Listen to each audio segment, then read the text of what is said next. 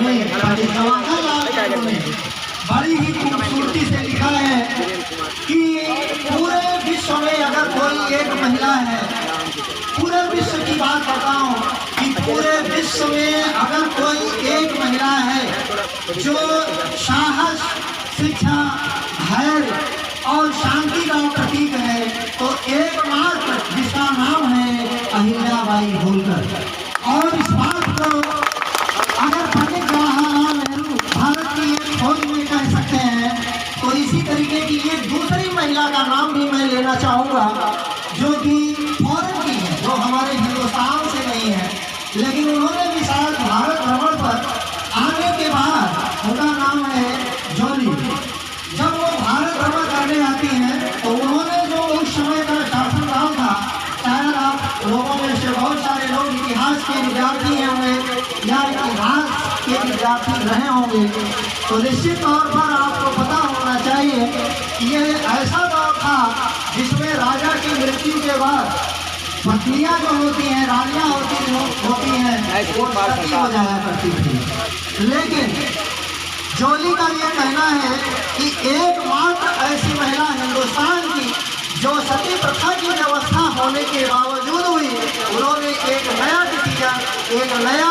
तरीके का विचार व्यक्त किया, एक नई आइडियोलॉजी विकसित की कि नहीं, सती होने से समाज का कल्याण नहीं होगा, बल्कि इनके बीच में रह करके उनका कल्याण किया जा सकता है। तो शायद इसी भावना के साथ में उन्होंने जो सती प्रथा की व्यवस्था थी, उन्होंने उसको लात मारा है। ये बहुत बड़ा काम किया है हमारे हिंदुस्तान के लिए, जिसको कि कोई भी, मैं कह रहा हूँ, जिसको कि कोई भी राजपूत की वंशज की औलाद भी कभी नहीं कर पाई है, उस चीज को राजमाता अहिल्याबाई होलकर ने किया है। मैं क्योंकि पैसे से शिक्षक हूँ और मैं रेफरेंस के साथ बात करता हूँ, मैं किसी विदाउट एविडेंस में बात नहीं करता हूँ और बिना किसी ऐसे दृश्य के साथ मैं कभी इन चीज़ों को नहीं रखता हूँ। लेकिन मुझे कहना पड़ रहा है कि आज की डेट में अगर देखा जाए तो ये कहा जाता है कि माता, क्योंकि हमारी बहुत सारी बहुएं हैं, बेटियाँ हैं, मैं उन बहुओं और बेटियों को विशेष रूप से संबोधित करते हुए कहना चाहूँगा कि हमारी विशेष शिक्षा में, जैसे कि आप लोगों को शायद पता है या नहीं,